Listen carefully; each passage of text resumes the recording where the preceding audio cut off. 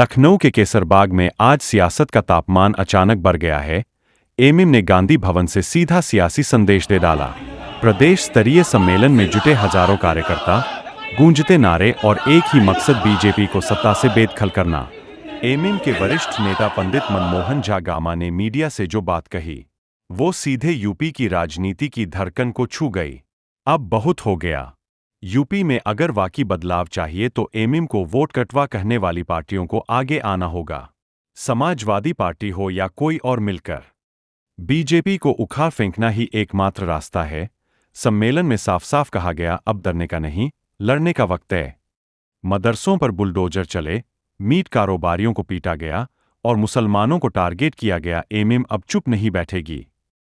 क्या वाकई एमएम उत्तर प्रदेश की राजनीति का किंगमेकर बनने की ओर बढ़ रही है?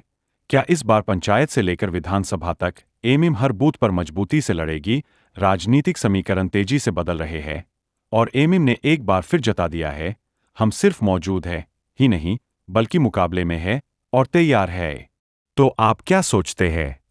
एमएम के इस ऐलान से यूपी की राजनीति में कितनी हलचल मचेगी? आज जो है पार्टी ऑल इंडिया मस्जिद इत्तेहादुल मुस्लिमीन का पहला अधिवेशन था, जो कि जो है लखनऊ गांधी भवन में रखा गया था। और हमारे प्रदेश अध्यक्ष और जितने भी चारों जोन के प्रदेश अध्यक्ष, जितने भी पदाधिकारी, जिला अध्यक्ष, मतलब सिर्फ पदाधिकारियों को यहाँ पे बुलाया गया था। और इतने ज्यादा पूरे प्रदेश से पदाधिकारी आ गए कि पूरे हॉल तो पूरा फुल हो गया। जितने हॉल में नहीं थे उससे 4 गुना ज्यादा बाहर भीड़ थी और पूरे प्रदेश से लोग जोर शोर से लखनऊ पहुंचे। ये था कि आगे जो है जिला पंचायत के चुनाव है, लगातार बुलडोजर नीति चल रही है भाजपा सरकार की, मॉब लिंचिंग चल रही है। इसके खिलाफ कैसे क्या इन लोगों से लड़ना है, किस तरीके से चुनाव लड़ना, 7 प्रस्ताव हमारे पास किए गए हैं आज मीटिंग में। ये सब चीजों पे चर्चा हुई, आगे चुनाव कैसे लड़े जाएंगे उस पर चर्चा हुई। राष्ट्रीय अधिवेशन जो आज पहली बार उत्तर प्रदेश का हुआ है, तो यहाँ पर हमारे मुख्य अतिथि के रूप में जो सदर साहब उत्तर प्रदेश के शौकत साहब मौजूद थे, मेहताब चौहान साहब पश्चिम अध्यक्ष और सभी लोग मौजूद थे। अदिल अलवी जी, काफी लोग थे, हजारों की तादाद में यहाँ पर कार्यकर्ता पहुंचे।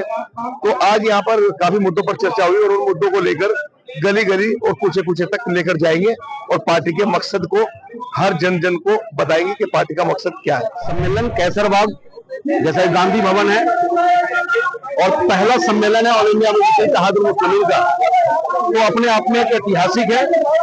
जो भी ऑल इंडिया मस्जिद इत्तेहादुल मुस्लिमीन के साथी इस सम्मेलन में भाग लेने आए, वो अपने आप को इतिहास के सुनहरे पन्नों में नाम लिखवा दिया है। और राजनीतिक दलों का सम्मेलन होने का मकसद यही होता है कि हमारी ताकत क्या है, हम अपनी ताकत से विपक्षियों को अवगत कराते हैं। और आप देख सकते हैं कि जितनी भीड़ अंदर है उससे कई गुना ज्यादा भीड़ बाहर में खड़ी है। तो ये शौकत साहब का मेहनत नजर आ रहा है। कुछ रणनीतियां तो पर्दे के पीछे होती है जो मैं आपको बता नहीं सकता, और जो रणनीति बतानी है उसमें मैं आपको बताना चाहूंगा कि उत्तर प्रदेश की आवाम ऑल इंडिया में जिसे इत्तेहादुल मुस्लिमीन को चाहने लगी है, पतंग के बटन को दबाने के लिए बेताब है। और इसकी बानगी है कि पीछे जब नगर निकाय और नगर निगम का चुनाव हुआ, तो इसी उत्तर प्रदेश ने 100 सभासद हमें देने का काम किया, इसी उत्तर प्रदेश ने 5 चेयरमैन देने का काम किया है।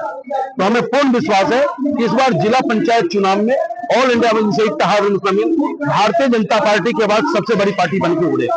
देखिए, मिलना तो हम चाहते हैं, हम उन तमाम पार्टियों से मिलना चाहते हैं जो हमें वोट कटुआ का संज्ञान देने का कार्य करते हैं। लेकिन अफसोस यह है कि वो सिर्फ मुसलमानों का वोट तो लेना चाहते हैं, गरीबों का वोट लेना चाहते हैं, गरीबों का नेता नहीं बनने देना चाहते। तो हम तो चाहते हैं कि समाजवादी भी आए, सब हमारे साथ आए, हम साथ मिलकर के फिरकाप्रस्त ताकत को हराना चाहते हैं, भाजपा को खत्म करना चाहते हैं। उत्तर प्रदेश से नहीं, पूरे हिंदुस्तान से भाजपा को खत्म करना चाहते हैं।